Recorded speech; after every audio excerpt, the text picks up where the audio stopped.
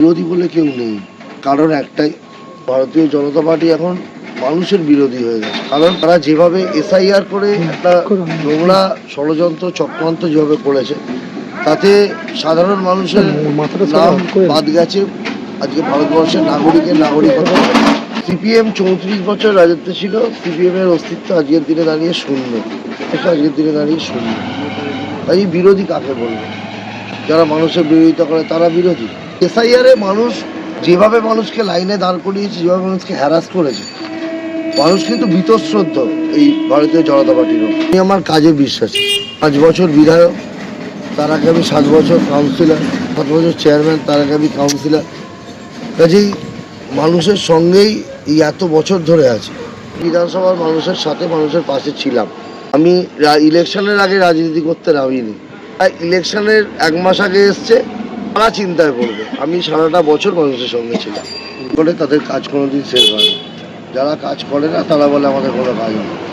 তো কাজ চেষ্টা করেছি কাজ করার, কাজ এখনো অনেক কাজ বাকি আছে। সেই কাজগুলো মানুষের আশীর্বাদে আবার চেষ্টা করবো সেগুলোকে সম্পূর্ণ। সারা বছর জনসংযোগেই থাকি, কিন্তু তারপরেও যেহেতু নির্বাচনের প্রার্থী, মানুষের কাছে যেতে হয়। সকাল থেকেই ঘুরছি, আশীর্বাদ আছে, মানুষের সাড়া আছে।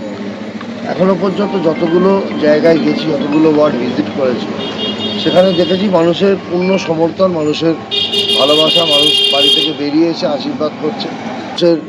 মানুষ এই যেহেতু আমি এই চাপদানি বিধানসভার মানুষ ঘরের ছেলেকেই চায়, সেটা কাজের শেষ নেই। মানুষের যে ডিমান্ড, মানুষের যে চাহিদা, মানুষ যেটা চাইবে মানুষের থেকে, সেটাই আমি আশা করবো প্রায়োরিটি বেসিসে সেই কাজগুলো। রাস্তাঘাট, জল, আলো আমূল পরিবর্তন হয়েছে 2011 সাল থেকে আজ পর্যন্ত। শুধু তাই কথা নয়, আমি যে এই এলাকায় ঘুরছি, সমাধানে বলুন একটা জায়গা নেই যেখানে কাজ হয়নি।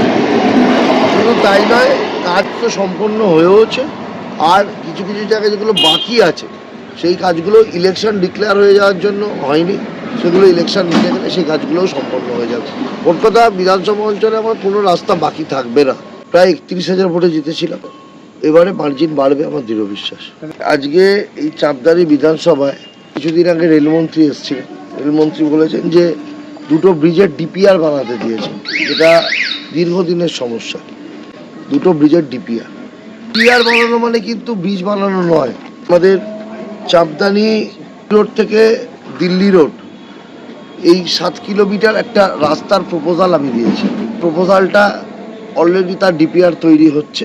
কলকারখানা খুলেছে অনেক, তো ডবল ইঞ্জিন সরকার, অনেক তো রাজ্য আছে। কোথায় খুলেছে নতুন করে কোথায় খুলেছে? এই তো মনে ছিল যে পশ্চিমবাংলা থেকে ন্যানো চলে গেছে, গুজরাটে ন্যানো করেছে, সেখানেও তো ন্যানো উঠে চলে গেল। বাংলায় ছোট থেকে মাঝারি শিল্প, বড় শিল্প বহু তৈরি হয়েছে, যেটা বিজেপির নেতাদের চোখে পড়ছে না।